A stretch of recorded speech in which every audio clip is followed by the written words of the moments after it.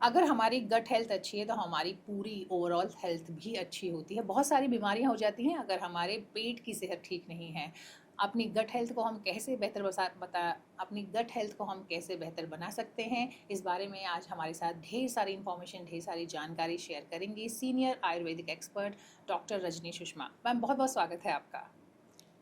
Ma'am, सबसे पहले नमस्कार। तो मैं ये जानना चाहती हूँ कि नॉर्मली ये माना जाता है कि अगर आपकी गट हेल्थ, आपकी पेट की जो हेल्थ है वो अच्छी है तो आपकी पूरी हेल्थ अच्छी रह सकती है, और ये कहीं ना कहीं कनेक्टेड है हमारी ढेर सारी बीमारियों के साथ। अगर हम आयुर्वेद में बात करें तो हम गट हेल्थ को किस तरीके से देखते हैं और कैसे इसे बेहतर कर सकते हैं? देखिए, आपने बिल्कुल ठीक कहा। अगर हमारी गट हेल्थ मतलब जठराग्नि ठीक है तो हमारी सारी जितने भी सिस्टम है बॉडी के वो ठीक से काम करते हैं।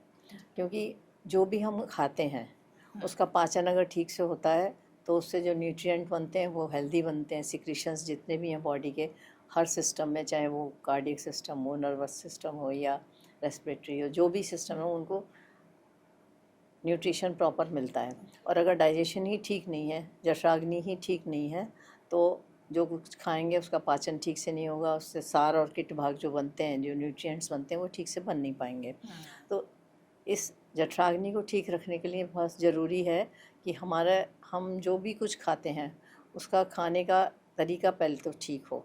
जी। हम अपने खाने के बीच में 3 घंटे का इंटरवल रखें, एक दो मील्स के बीच में, जिससे जो खाया है वो ठीक से पच जाए, उसके बाद ही दूसरा खाना खाया जाए। क्योंकि अगर हम एक खाना पचने से पहले दूसरा खाना जल्दी खा लेंगे, जिसे हम अध्यशन कहते हैं, एक के बाद एक खाते चले जाएं, तो टॉक्सिन्स बनने लग जाते हैं। वो टॉक्सिन्स जो होते हैं वो बॉडी के अंदर फ्री रेडिकल्स पैदा करते हैं और टॉक्सिसिटी हो जाती है अंदर हम्म। शरीर के। गैस बनने लग जाती है, या किसी को अपनी नेचर के अकॉर्डिंग किसी को कॉन्स्टिपेशन होगा, किसी को डायरिया होगा। तो इसको ठीक रखने के लिए ये हम अकॉर्डिंग टू प्रकृति करते हैं। अगर कोई वात व्यक्ति प्रकृति का व्यक्ति है तो उसको खाने में स्निग्ध और गुरु मतलब चिकनी और थोड़ी सी हैवी चीज़ें खानी चाहिए, क्योंकि वात लघु होती है। उसको डिप्रेस करने के लिए, डाइजेस्ट करने के लिए थोड़ा सा मीठा खाना चाहिए, ओके। चिकना खाना चाहिए, जिससे कि उसका खाना ठीक से डाइजेस्ट हो जाए। और कफ प्रकृति वाला व्यक्ति है तो उसको थोड़ा सा ड्राई और कम स्पाइसी लाइट मील लेना चाहिए, जिससे वो इजीली डाइजेस्ट हो और उसको कॉम्प्लिकेशंस ना हो। और पित्त प्रकृति वाला व्यक्ति अगर है तो उसको बहुत ज़्यादा तीखा स्पाइसी नहीं लेना चाहिए, क्योंकि पित्त ऑलरेडी जो है वो तीक्ष्ण होता है नेचर जी। में। अगर वो इस तरीके की चीज़ें ज़्यादा खाएगा, तीखी। खट्टी तीखी, तो उसका डाइजेशन गड़बड़ होगा, गैस्ट्राइटिस होगी या एसिडिटी ज़्यादा हो जाएगी। तो इसको ध्यान रखते हुए उनको अपने खाने का ध्यान रखना चाहिए। जी।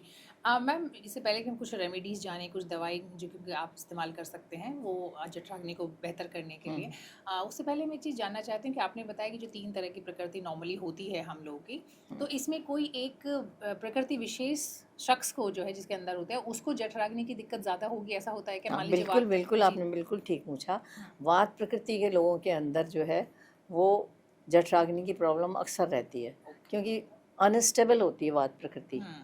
वात प्रकृति का जो भी है, कभी अग्नि उसकी तीक्ष्ण हो जाएगी, कभी हुँ। उसकी मंद हो जाएगी। ओके। अगर मतलब वो अपनी सोचे कि मैं वात प्रकृति का हूँ तो थोड़ा मीठा चिकना इस तरीके की चीज़ें ज़्यादा खाऊं, अगर वो ज़्यादा खा लेगा तो वो फिर इम्बैलेंस हो जाएगा, तो फिर उसको प्रॉब्लम शुरू हो जाएगी। इसलिए बहुत ध्यान रख के वात प्रकृति वाले को कोई भी चीज़ लेनी चाहिए। ना बहुत हल्का खाना चाहिए, ना बहुत भारी खाना चाहिए। मतलब हल्के के कुछ उदाहरण हम्म। दें, क्योंकि भारी तो हमें समझ में आता है कि बहुत ज़्यादा ऑयली हो, बहुत इस तरह से तला भुना हो या जो वो। नेचर में जैसे मूंग की दाल है, हुँ। ये लघु मानी जाती है, या मसूर की दाल है, मूंग की दाल है, हरी सब्जियां हैं, पालक है, तोरी है, घिया है, इस टाइप की चीज़ें उसको खानी चाहिए। और इनको भी बहुत ज़्यादा स्पाइसी बना के नहीं खाना चाहिए, ना बहुत ज़्यादा रूखा खाना चाहिए। थोड़ा सा ऑयल जितना रिक्वायर्ड हो उतना लेना चाहिए। अच्छा। ये बहुत अच्छा आपने बताया कि जैसे आप अगर खासकर हम बात की बात कर रहे हैं कि थोड़ा-सा मीठा और थोड़ा-सा मतलब ऑयली उसको खाना मतलब चाहिए, बैलेंस लेकिन लेना चाहिए बहुत उसको। ज़्यादा हाँ। नहीं खाना चाहिए। अब ये नहीं है कि बहुत ढेर हम्म। सारा घी डाल लें। बाकी जो आप 2 और प्रकृति की बात कर रहे हैं, अगर उसके बारे में कुछ बताना चाहें कि उन लोगों को खाने में किन चीज़ का ध्यान रखना चाहिए, हाँ, उसके जैसे बाद हम कफ उपाय। प्रकृति वाला जी। है, ऑलरेडी उसके अंदर फैट, कफ की मात्रा, कफ जो बिल्कुल। है वो गुरु होता है, जी। स्निग्ध ज़्यादा होता है। तो वो अगर ऑयली चीज़ें ज़्यादा खाएगा, जैसे दूध, मिल्क प्रोडक्ट्स बहुत ज़्यादा लेगा, तो कफ बढ़ या जाएगा। कफ से कफ की वृद्धि होगी। कफ की वृद्धि होने से जो डाइजेशन है वो स्लो हो जाएगा। पहले ही अग्नि स्लो होती है कफ वाले की, तो और स्लो हो जाएगी। तो इसको थोड़ा सा तीक्ष्ण, स्पाइसी, थोड़ा सा, बहुत ज़्यादा नहीं, जैसे लौंग, काली मिर्च, त्रिकटु, इनका प्रयोग ज़्यादा करना चाहिए कफ प्रकृति वाले को खाने में अपने। ये तो अच्छा है। और तीसरा बच गया, सिर्फ एक कैटेगरी है पित्त बीमारी। प्रकृति वाला जो है वो मधुर और अम्ल रस प्रधान चीज़ें ज़्यादा खाए। जैसे मीठा खा सकता है, नींबू का प्रयोग ज़्यादा कर ले। उसमें नींबू जो है खट्टा अम्ल होते हुए भी वो एसिडिटी नहीं करता है या तीक्ष्णता को नहीं बढ़ाता है। तो ठंडी चीज़ों का प्रयोग करे, जैसे कर्ड ले सकता है। और खीरा है, खीरा पित्त शामक होता है, खीरे का प्रयोग करे खाने में। तो इस तरीके की जो जिनकी प्रकृति शीत हो उनका प्रयोग करना चाहिए खाने तो में। ये तो बहुत अच्छी घिया, जानकारी तोरी, जी। वो भी शीत ही होते हैं, उष्ण नहीं होते, हम्म, तो उसको खा सकते हैं। जी। तो ये तो बात हुई कि हम कैसे डाइट का ध्यान रखें अपनी प्रकृति के अनुसार। कुछ घरेलू उपाय या फिर कुछ ऐसी दवाएं जिनका कि इस्तेमाल किया जा सकता है बिना डॉक्टर की सलाह के भी, और जो फ़ायदेमंद होती हैं, तो वो भी आप ज़रूर शेयर करें। डाइजेशन के लिए वात वाले को आप ये जीरा, अजवाइन और सौंफ का इक्वल अमाउंट में मिक्सचर बना के रख लें। उसको थोड़ा थोड़ा खाना खाने के बाद ले सकते हैं गुड़ के साथ में, अच्छा। क्योंकि गुड़ मधुर होता है और ये इसमें तीनों चीज़ें अलग अलग प्रकृति की हैं, जी। तो उससे आपकी बात बढ़ेगी नहीं। या हिंगवाष्टक चूर्ण ले सकते हैं, लवणमास्कर चूर्ण का प्रयोग कर सकते हैं। ठीक है। ये पित्त खाने के साथ या खाने के बाद? खाने के बाद में थोड़ा सा चौथाई चम्मच या आधी चम्मच जी। खाने अच्छा, के हिंग साथ में वाष्टक ले लें। चूर्ण गर्म पानी से लेना है या फिर उसको घी वो में मिला डिपेंड के? करता है, अगर किसी को बहुत ज़्यादा फ्लैचुलेंस है, गैस बहुत ज़्यादा बन रही है, तो गर्म पानी से ले सकते हैं। अगर नॉर्मल कंडीशन है, ज़्यादा नहीं है कुछ, तो नॉर्मल पानी से ले सकते हैं।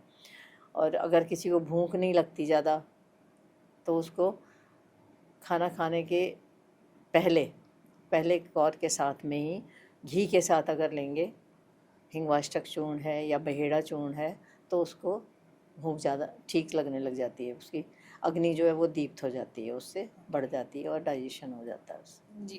तो ये तो आपने वात वालों का बताया। और कौन सी कोई और चीज़ आप ऐड करें उनकी डाइट में, या उनके जो आप बता रहे हैं घरेलू नुस्खे या फिर दवाई? फिर हम चाहेंगे कि आप कफ और पित्त वालों के बारे में भी बताएं। वात प्रकृति वालों को तो मीठी चीज़ें, मधुर रस जी। का भी सेवन करना चाहिए, क्योंकि वो गुरु होता है। और नींबू का रस, नींबू शिकंजी, जैसे आजकल गर्मी का मौसम है, तो बॉडी को हाइड्रेट रखना चाहिए उनको ज़्यादा, क्योंकि वात वालों की जो है रुक्षता ज़्यादा होती है, शरीर के अंदर ड्राइनेस ज़्यादा होती है। उन्हें थोड़ी थोड़ी देर में कभी इलेक्ट्रॉल ले लिया या शिकंजी पी ली, या कोई और सत्तू बहुत फ़ायदा करता है। जौ का सत्तू ठंडा होता है, तो वात प्रकृति वाले को जौ का सत्तू, पित्त वाले को जौ का सत्तू लेना चाहिए। ठीक है। ये तो बहुत बढ़िया आपने बताया कि जौ का सत्तू जो है वो बहुत फ़ायदेमंद है। लेकिन सत्तू आमतौर पर वैसे लोग चने का ज़्यादा इस्तेमाल करते हैं घर में, तो चने का सत्तू भी अच्छा होता है। वात वाले को जौ का सत्तू ज़्यादा ठीक रहता है, और कफ वाले को, कफ और वात की चिकित्सा एक होती है, तो अच्छा।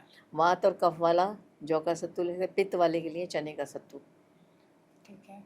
तो ये सत्तू के अलावा और कुछ चीज़ें, कोई दवाई जैसे आपने बताई थी वात के लिए, आपने बताई है कि हिंगवाष्टक चूर्ण ले सकते हैं, लवण भास्कर चूर्ण ले सकते हैं। ये कॉमन चीज़ है। पुदीना है, पुदीने का चटनी प्रयोग कर सकते हैं, लहसुन पुदीना इसकी चटनी बना के, और नींबू उसके साथ मिलाने के बाद में, तो वो आपका डाइजेशन ठीक करेगा। खाना खाने के बाद आप ये ले लीजिए। धनिया बहुत उपयोगी चीज़ है, जैसे पित्त प्रकृति वाला है तो धनिया शीत वीर्य होता है। तो धनिए का अगर किसी के हाथ पैरों में जलन होती है या खाना खाने के बाद बर्निंग सेंसेशन ज़्यादा होती है, तो 2 चम्मच धनिया पाउडर, जो कुटा हुआ धनिया होता है, उसको भिगो के रात में रख दें, और सुबह छान के उसको अच्छे से मैश करके छान के, अगर डायबिटिक नहीं है तो उसमें थोड़ा सा शुगर ऐड कर लें या शक्कर डाल दें, तो उसको खाना खाने के बाद पी सकते हैं। ऐसी सुबह भिगो के रखें तो वो शाम को ले लें। उससे जो हाथ पैरों में जलन, पसीना ज़्यादा आना, या बर्निंग मिक्सचरेशन, पेशाब में भी जलन हाँ, हो मैं वही जाती है पूछने वाली थी गर्मी कि के दिनों धनिया में में। तो ये नॉर्मली हाँ, यूटीआई में भी इस्तेमाल करते हैं। तो उसमें ये धनिया बहुत ज़्यादा फ़ायदा करता है। हरा धनिया अगर अवेलेबल है तो हरे धनिया को भी आप पीस के छान के उसको यूज़ कर सकते हैं। अगर हरा नहीं है तो सूखा धनिया और मान यूज़ लीजिए कर किसी सकते को हैं। लगता है कि नहीं ऐसा नहीं करना, तो चटनी के रूप में तो हम हाँ, धनिया का चटनी तो इस्तेमाल। कॉमन एक डाइजेस्टिव वो उसमें हाँ। हो जाती है, वो अग्नि को दीप्त करने का ज़्यादा काम करती है। हम्म। ऐसे अगर लेंगे आप हम्म। भिगो के पानी में उसे डिज़ोल्व करके तो वो ज़्यादा असर है। ज़्यादा अच्छा रहता है। अच्छा, अगर मैं आपसे वैसे ही एक चटनी, मैं आम आदमी के लिए पूछ रही हूँ जिसको लगता है कोई ऐसा बहुत बड़ा इशू नहीं है, एक चटनी आप बताएं हमारे दर्शकों को कि जिसके तीनों ही तरह के लोगों को जो डाइजेशन में मदद करेगी, जैसे उसमें धनिया होगा, अदरक होगा, इतना दो चीज़ें तो मुझे भी समझ में आती हैं, लेकिन और क्या ऐड करेंगे? देखिए, चटनी नॉर्मल चटनी तो जो आप आम घर में बनाते हो, धनिया, हरी मिर्च और पुदीना, आजकल कच्ची आमी आ रही है तो उसका प्रयोग कर लेते हैं लोग, बहुत टेस्टी बनती है पुदीने के साथ बिल्कुल। उसकी चटनी। तो ये तो नॉर्मल चटनी हुई, उसमें थोड़ा सा काला नमक वगैरह डाल के डाइजेशन के लिए अच्छी हो जाती है। लेकिन जिनका कोलेस्ट्रॉल बढ़ा हुआ है जी। या डायबिटिक हैं, हाइपरटेंसिव हैं, उनके लिए सबसे अच्छी चटनी अगर रेगुलर यूज़ में अगर आप दें तो लहसुन की 5-6 कलियाँ छील के उनको और रेड चिली अच्छा। डाल के लाल लाल मिर्च और इसकी लहसुन की चटनी बना के रोटी के ऊपर थोड़ा सा घी लगाएं, देसी घी, हाँ। और उसके ऊपर उस चटनी को लगा के रोल बना के शाम को चाय के साथ एक स्नैक की तरह ले लें तो कोलेस्ट्रॉल कंट्रोल होता है, इससे बहुत अच्छा काम करता है, जी, ये ये तो टेस्टेड है। ये तो बहुत अच्छा आपने बताया, बट यहाँ पे सिर्फ मेरी एक एडवाइस मतलब मैं आपसे लेना चाहूँगी, क्योंकि आमतौर उसकी पे। चटनी भी रेगुलर यूज़ कर सकते हैं आप, जी। मतलब ज़रूरी नहीं है कि कोलेस्ट्रॉल वाले ही लोग खाएं, वात वाले भी खा सकते हैं इसको। हाँ, पित्त वाले को अवॉइड करना लाल चाहिए। मिर्च और लाल लहसुन, मिर्च और लहसुन की चटनी पित्तज थोड़ा सा प्रकृति नमक। वाले को नहीं जी। देते, हाँ। बाकी वात और कफ वाले को दे तो सकते हैं। मैम यहाँ पे जो कि आपने बताया कि जैसे चाय के साथ, तो मुझे लगता है कि वैसे चाय को नॉर्मली कहा जाता है खाने के साथ नहीं लेना चाहिए, चाहे तो क्या? मतलब एनी ड्रिंक हाँ, मतलब शाम के दही के टाइम, साथ ले हाँ, सकते किसी हैं के या साथ भी ऐसे ले सकते हैं। खाली भी हाँ, अगर किसी को लेना है तो ले सकते हैं, ले मतलब मेन सकते हैं। चटनी इम्पोर्टेंट है। सुबह सुबह ब्रेकफास्ट में ले सकते हैं, शाम को ले सकते हैं, मतलब इतना लहसुन और ये कोलेस्ट्रॉल और ट्राइग्लिसराइड्स जिनके बड़े होते हैं उसके लिए बहुत फ़ायदेमंद है। जी जी, ये बहुत अच्छा बताया आपने, बहुत सिंपल सा उपाय है और इसे करना इतना मुश्किल नहीं है। मतलब ये टेस्टेड है, मैंने अपने घर में भी देखा है, अपने खुद के ऊपर भी देखा है क्या बात है। खा के। तब तो फिर मान लीजिए भाई कि जो मैडम बता रही हैं उन्होंने खुद भी इस्तेमाल किया है, तो ये ज़रूर 100% इफेक्टिव तरीका है नहीं, या ये है उपाय पक्का। है। जी। तो ये तो आपने कई सारी चीज़ जो है इस बातचीत में हमें बताई, और फिर हम चाहते हैं कि कुछ और, जैसे अभी एक चीज़ अचानक से निकल के आई चटनी वाली बात करते करते, कुछ और ऐसी इंपॉर्टेंट चीज़ जो है जो कि ओवरऑल हमारी जठराग्नि को बेहतर कर दे, सुधार दे। कई लोग का मैं देखती हूँ कि सबसे कॉमन आजकल जो सवाल हमारे चैनल पे भी आता है या आसपास सुनने मिलता है, गैस, कब्ज़, एसिडिटी, तो ये तीनों चीज़ें कहीं ना कहीं जठराग्नि से लिंक्ड है, तो इसका मतलब। देखिए, जी। जठराग्नि तीक्ष्ण दीप्त करने के लिए सबसे अच्छा त्रिकटु, सौंठ, मिर्च और पिपली, ये अच्छा। 3 चीज़ें इक्वल अमाउंट में ले लीजिए और उसका पाउडर बना के रख लीजिए। त्रिकटु के नाम से बाज़ार में भी मिलता है, टैबलेट्स भी आती हैं इसकी, वो एक एक गोली सुबह शाम खा लीजिए, या त्रिकटु किसी भी, जैसे आप स्प्रिंकल करते हैं सलाद के ऊपर छिड़क के उसको ले लीजिए, जी। तो ये जठराग्नि को दीप्त करते हैं। चित्रक एक बहुत अच्छी टैबलेट आती है, चित्रकादिवटी, वो अग्नि भी बढ़ाती है और पाचन भी करती है। तो ओके। चित्रकादिवटी का रेगुलर बहुत दिन तक सेवन नहीं करना चाहिए, थोड़े दिन लिया फिर ब्रेक कर दिया, मतलब 3-4 महीना दिन, 2 महीना? नहीं, हफ्ता हफ्ता, मैक्सिमम अच्छा। खा लिया, फिर इसके बाद ब्रेक कर दिया, या कभी ऑफ एंड ऑन जब ज़रूरत हुई तो 2-3 दिन खा ली, इसके बाद ठीक है। छोड़ दीजिए उसको। ठीक है। अच्छा, ये बताएं कि जैसे हम लोग अभी जो दर्शक हमारे साथ जुड़े हुए हैं, जिन्होंने पहले, जिनको जानकारी नहीं है कि आप अपनी प्रकृति को कैसे चेक कर सकते हैं, तो हमारे चैनल पर कुछ बहुत अच्छे वीडियो पहले से शेयर हमने किए हुए हैं एक्सपर्ट्स के साथ, जो कि बताते हैं कि आप उन वीडियोज़ को देखें तो आप समझ सकते हैं, मोटा मोटा अनुमान लगा सकते हैं अपनी प्रकृति का। इसके अलावा जो चीज़ें आप बता रही हैं वो बहुत ही काम की हैं, और मुझे लगता है कुछ और चीज़ आप ज़रूर बताने वाली हैं। जी। आपने बहुत अच्छा पूछा कि प्रकृति कैसे आइडेंटिफाई करेंगे जी। आप। बहुत ज़्यादा डीप में जाने की ज़रूरत नहीं है, पर्सनैलिटी देख के ही आपको पता लग जाएगा कि इसकी क्या पर्सनैलिटी है, मतलब प्रकृति क्या है, टेम्परामेंट कैसी है। जैसे वात प्रकृति वाला व्यक्ति जो होता है वो बहुत ज़्यादा टॉकेटिव होगा, फास्ट मतलब आप एक बात पूछेंगे वो 10 बातें बता देगा आपको, और जी। बात करते करते हिलता रहेगा पूरे टाइम, स्थिर होके बैठ नहीं पाएगा, चलने लग जाएगा उठ के, अभी यहाँ की बात कर रहा है फिर दूसरी जगह कहीं और की बात करना शुरू कर देगा। एक तो फैक्टर ये होता है, दूसरा लीन एंड थिन होगा ज़्यादातर, वात प्रकृति का पतला दुबला होगा, ना बहुत ज़्यादा हाइट भी ज़्यादा हो सकती है या बहुत हाइट कम भी हो सकती है। लेकिन हाँ, शरीर फैट ज़्यादा नहीं हाँ, होगा। कॉम्प्लेक्शन डल होगा उसका। रिलेटिवली।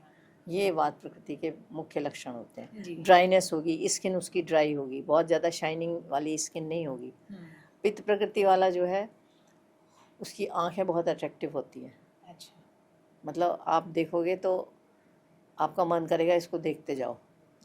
कॉम्प्लेक्शन फेयर नहीं होगा, वाइटिश की तरफ ना जाके पिंकिश होगा थोड़ा सा ओके। देखने में।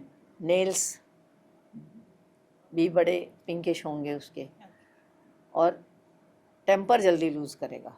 गुस्सा। हाँ, पित्त प्रकृति वाले हाँ, के पित्त है तो फिर है। जी, हाँ पित्त है तो फिर हाँ हाँ, टेम्परामेंट बड़ी जल्दी लूज कर जाता है, बाल ग्रे हेयर्स हो जाते हैं जल्दी पित्त प्रकृति वाले के। या आजकल तो अकेला पित्त ही इसका रीज़न नहीं है ग्रे हेयर्स का, जी, जी। स्ट्रेस बेस्ड है बहुत ज़्यादा ये चीज़। और ये इनके जो आप जो बता रहे हैं लुक कैसा होगा, मतलब बहुत हेल्दी? बिल्ट उसकी बड़ी अच्छी होगी, गठा हुआ शरीर होगा। जो पित्त प्रकृति वाला व्यक्ति होगा वो सॉलिड होगा, गठा हुआ शरीर होगा उसका, जी। बैलेंस्ड होगा सारी चीज़ें। और कफ वाला जो है वो हैवी होगा, आलसी होगा, उठ के जाने में उसको सोचना देर पड़ेगा। लगेगी, और दूरगामी होता है, मतलब बहुत दूर की बात सोचने वाला होता है, गंभीर टेम्परामेंट का होता है, मतलब जो भी करेंगे ज़्यादा सोच समझ बोलेगा के नहीं, करेंगे। सोच समझ के करेगा। पित्त वाला क्विक एक्शन लेगा, वात वाला भी जल्दी जल्दी, उसकी तो इम्बैलेंस्ड होती हैं सारी चीज़ें ज़्यादातर। लेकिन प्रकृति कभी भी सिंगल नहीं होती। हाँ जी। वातज कफज होगी, पित्तज कफज होगी, कफज पित्तज होगी, कोई भी दो ज़्यादातर मिलके होती हैं। और त्रिदोष तीन तीन भी। तीनों ही चीज़ें होती हैं, जी, जी। लेकिन जो मेन होती है उसके अकॉर्डिंग माना जाता है। हाँ, ये बहुत अच्छा है कि वैसे तो तीनों ही चीजें मिलेंगी, नहीं, बिना तीनों के तो काम चलेगा ही नहीं, लेकिन जो सबसे ज्यादा डोमिनेट करेगी वो क्योंकि होगी हेल्थ की डेफिनेशन ही ये है। जी। समदोषा समाग्निश्च समधातु मलह क्रिया प्रसन्नात्मेंद्रियम ना, ये इम्पॉर्टेंट चीज़ है। प्रसन्नात्मेंद्रियम ना स्वस्थिति अभिधीयते, मीन्स फिजिकल फिटनेस इज जिसकी दोष वात पित्त कफ बैलेंस्ड हो, अग्नि बैलेंस्ड हो, जठराग्नि बैलेंस्ड हो, और ये तो फिजिकल फिटनेस हो गई। और मलह क्रिया मीन्स जो एक्सक्रीटरी सिस्टम है हमारा, यूरिन स्टूल ठीक से पास हो रहा है या नहीं, बहुत इंपॉर्टेंट चीज़ है ये। और प्रसन्न मन, इंद्रियां और आत्मा जिसकी प्रसन्न हो वही व्यक्ति स्वस्थ रह सकता है, क्योंकि होल बॉडी हमारी गवर्निंग ब्रेन से होती है। सारे जितने भी सेंसेशंस हैं, रिफ्लेक्सेस हैं, वो सारे ब्रेन ही तो कमांड करता है। अगर ब्रेन ही ठीक नहीं होगा, हेल्दी नहीं होगा, तो बॉडी हेल्दी होते हुए भी हेल्दी नहीं रहती। राइट, बहुत बढ़िया। लेकिन वापस लौटते हैं अपने टॉपिक की तरफ, तो मुझे लगता है कि आपने मोर और लेस काफ़ी चीज़ें शेयर की हैं हमारे दर्शकों के साथ, जिनका जब अपनी लाइफस्टाइल में कुछ चेंजेस है कि टाइम पे खाएं, खाने के बाद में थोड़ा गैप रखें, और बाकी जो दवाएं या होम रेमेडीज़ वो आपने तीनों ही प्रकृति के अकॉर्डिंग बताई हैं। अगर कोई बहुत इंपॉर्टेंट चीज़ मिस की हो हमने तो आप ज़रूर वो भी शेयर करें हमारे दर्शकों के साथ। किस चीज़ के लिए? जी, हम लोग जो बात कर रहे थे जठराग्नि को इन्हेंस करने के लिए, बढ़ाने के लिए, बाकी तो काफ़ी कुछ आपने बता ही दिया है। जठराग्नि को मेंटेन करने के लिए एक तो सबसे पहले सुबह उठ के, आप सभी को पता है वैसे तो ये चीज़, गुनगुना पानी, ठीक है, 1-2 ग्लास अपनी कैपेसिटी के अकॉर्डिंग पानी पिएं। और इसके बाद थोड़ा सा शौच से पहले थोड़ा वॉक करें, जिससे आपकी मल क्रिया बिल्कुल ठीक हो जाए, जी। मैम, आपने चूंकि एक्सक्रीशन पानी ठीक का हो। जिक्र किया तो इसमें बीच में एक सवाल मेरे मन में आया, वो ये है कि पानी में भी क्या है कि आमतौर पे 2-3 तरह से, कई लोग कहते हैं कि सादा पानी पीना है, कई लोग कहते हैं कि ठंडा, तो खैर अब खत्म हो गया कॉन्सेप्ट, अब सभी लोग कहते हैं कि ठंडा पानी तो नहीं पीना चाहिए, एटलीस्ट उठ के तो नहीं पीना चाहिए, या तो सादा पी लीजिए, मटके का पी लीजिए, या फिर आप गर्म करके पीजिए गुनगुना। तो अब मैं ये वही जानना चाहती थी कि गुनगुना पानी पीना बेहतर है, सादा पीना बेहतर है, या फिर उसमें कुछ ऐड करके जो आप नहीं, देखिए, अगर आप की हेल्थ नॉर्मल है, किसी तरीके का कोई कॉम्प्लिकेशन नहीं है, तो आपके लिए बेस्ट है कि आप गुनगुना पानी पिएं। क्योंकि गुनगुना पानी इसलिए भी ज़रूरी होता है कि आप सो के उठते हैं रात भर, तो अंदर आपके सलाइवा, ये सारी चीज़ें, चिकनापन थोड़ा सा गट में रहता है, थ्रोट में, गट में पूरा, तो गुनगुना पानी पीने से वो अंदर क्लिनजिंग हो जाती है पूरी उसकी, इसलिए गुनगुना पानी ही बेस्ट होता है। ठीक है। और पानी जो हम लोग बता रहे हैं वो सादा पानी ही पीना है, या फिर उसमें सौंफ वगैरह, जीरा डालें, नींबू डालें तो बेहतर होगा? अगर किसी तरीके की कोई दिक्कत आती है, आपको मोशन क्लियर नहीं हो रहा या गैस ज़्यादा बनती है, तब आप जीरे का या सौंफ का पानी भिगो के रख दीजिए, रात को सुबह उठ के वो पी लीजिए, या अजवाइन का पानी उबाल के पी लीजिए। अगर थोड़ा सा टेंसनेस है, पेट में थोड़ी सी दर्द रहता है, दुखन रहती है, नींबू का इस्तेमाल भी अच्छा रहेगा इसमें जठराग्नि के लिए, या फिर फैट तो कम बहुत- करने के लिए और अच्छा। जठराग्नि को दीप्त करने के लिए नींबू का पानी भी आप सुबह उठ के पी सकते हैं। वो मेनली फैट कम करने के लिए ख़ास तौर से। जी, जी। बाकी तो आपने बता ही दिया कि जैसे आपकी बॉडी टाइप है उसके हाँ, अकॉर्डिंग आप उस देखें और आप जो उपाय ये बहुत बताएँ। ज़रूरी है। जी, आप एक चीज़ को तीनों चीज़ों के साथ नहीं ले नहीं सकते। ले सकते हैं। आयुर्वेदिक ट्रीटमेंट में बात ही ये है कि आप प्रकृति पहले और अपनी दोष बॉडी के को अकॉर्डिंग जी, जी, बिल्कुल। चिकित्सा करते हैं। जो चीज़ मुझे फ़ायदा करेगी वो ज़रूरी नहीं है सेम तकलीफ़ में आपको भी कर जाए। जी। आपको आपकी प्रकृति के हिसाब से काम करेगी। बिल्कुल, तो ये बहुत इंपॉर्टेंट है कि आप अपनी प्रकृति को पहचानें। मैम ने भी बताया अभी कि कैसे पहचान सकते हैं, और भी वीडियोज़ हैं। पहचानें, उसके बाद कुछ घरेलू उपाय हैं जिनका आप इस्तेमाल कर सकते हैं। बहुत अच्छी चीज़ उन्होंने शेयर की हैं। अगर आपको लगता है कि उसके बाद भी आपकी प्रॉब्लम का सॉल्यूशन नहीं हो रहा, तो आप एक्सपर्ट से मिलें और अपनी प्रॉब्लम का सॉल्यूशन पाएँ। मैम, बहुत-बहुत शुक्रिया आपका हमारे स्टूडियो आने के लिए और इतनी अच्छी जानकारी हमारे दर्शकों के साथ शेयर करने के लिए। Thank you so much. धन्यवाद। जी।